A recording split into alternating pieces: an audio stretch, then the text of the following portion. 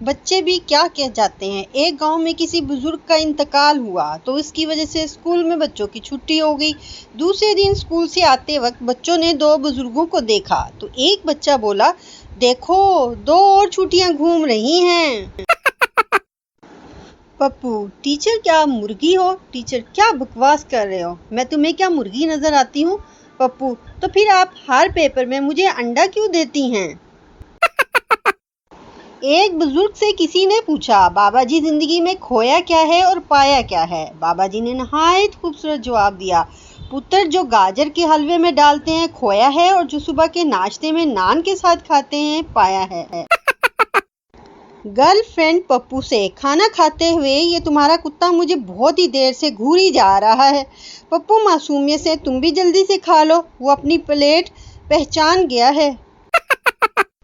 पप्पू के मुताबिक अगर औरतों की चलती हुई जुबान से बिजली पैदा करने का कोई तरीका निकल आए तो पाकिस्तान में 24 घंटे बिजली सप्लाई हो सकती है, और अगर कभी वोल्टेज कम हो जाए तो मेके वालों का जिक्र करके वोल्टेज हाई भी किए जा सकते हैं।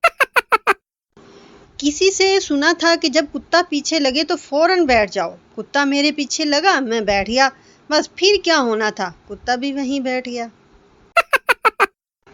पाकिस्तानियों की अक्सरियत अपना गुस्सा दरवाजे पर निकालती है, इसे जोर से पटक देती है और पीछे बेचारा दरवाजा सोचता रह जाता है मैं की कीता सी। पप्पू दोस्त से, यार दो मुश्किलां विच फस गया वां। दोस्त, ओ की? पप्पू, बीवी मेकअप करे ते खर्चा बर्दाश्त नहीं होंदा, ना करे ते बीवी बर्दाश्त नहीं होंदी।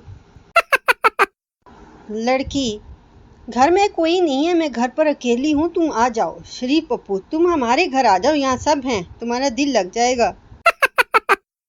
बीवी अपने शौहर से, मैं 2 घंटे के लिए बाहर जा रही हूँ, आपको कुछ चाहिए? शौहर, नहीं, बस यही काफ़ी है।